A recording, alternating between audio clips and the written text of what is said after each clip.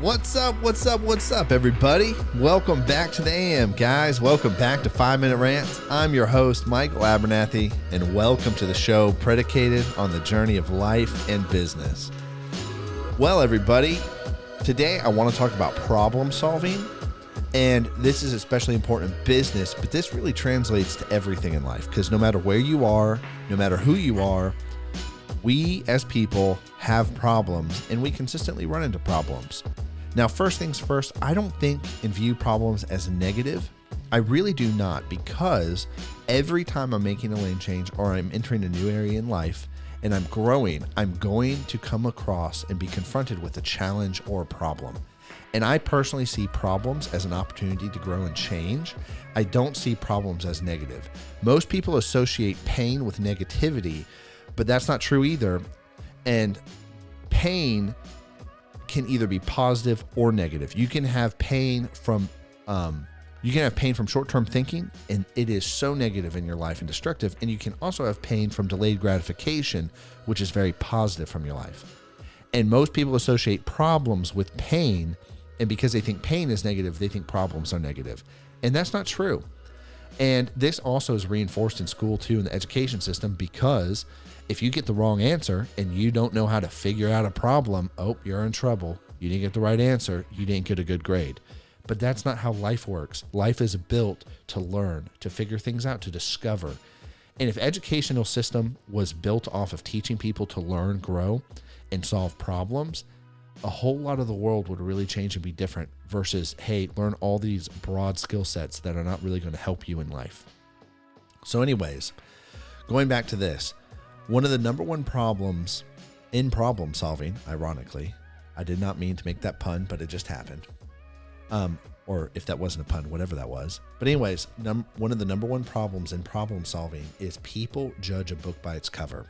So when they look at a problem, they're like, oh, wow, I am having a problem in school or with a relationship and all these things. And they look at the first thing that they think is causing the problem, and then they fix it. They put a Band-Aid on it or they remove it. And as a result, now they have a chain reaction of unintended consequences that resulted from their quick decision or their quick fix. And most of us quickly fix because we like to take the path of least resistance, and we don't stop and really look deeper at what is happening, right? We don't look deeper at what is happening. And so as a result, we don't actually come to the root of the problem. And most problems in business and life aren't always directly at face value. Okay. So for instance, let me give you an example of this. When Andrew and I first started business, we got hired by some customers and it was great. They were excited. We were excited. And then like 5 months down the road, 6 months down the road, they hate our guts. And it's like, oh my gosh, what happened? Well, we must have sent this email. And we looked at it, it's like, no, we told them there was a scope change and that we had to charge more money. And now they're pissed. And so we looked at the problem like, well, they're pissed because we had to change more money. Now that wasn't actually the problem.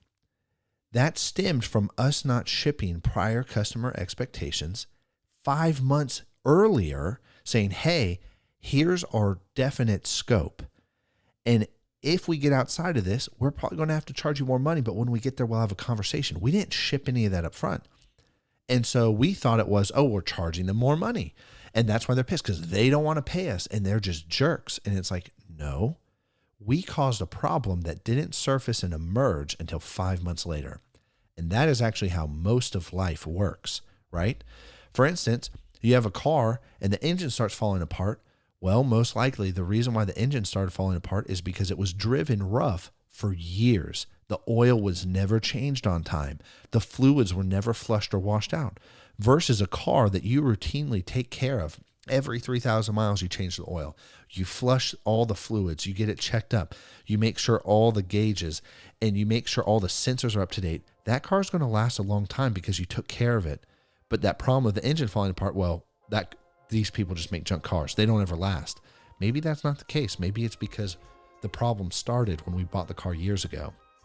And I'm saying this because if you only judge a book by its cover, or if you only judge a problem by its cover, you're never going to actually really be able to solve problems. And then you're never actually going to move into fire prevention mode.